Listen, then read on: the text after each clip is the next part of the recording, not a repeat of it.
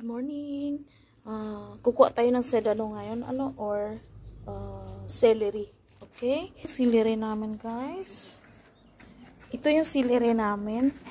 Sedano ang tawag nila dito. So, ang tataba niya, yan. Ilang puno lang naman yan, hanggang doon. Yan. Tapos may 2 puno kami doon sa kabila.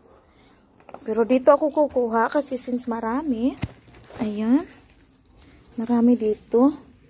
Kukuha tayo. Ganito yun natin. Yan. Or, di tayo gagamit ng kutsilyo kasi baka mapalo tayo ni Nita. So, kukuha lang tayo ng ganyan para magluluto kasi si Mister ng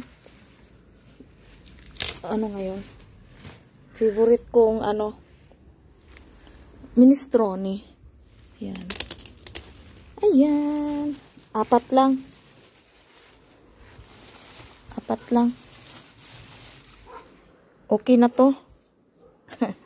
Ciao.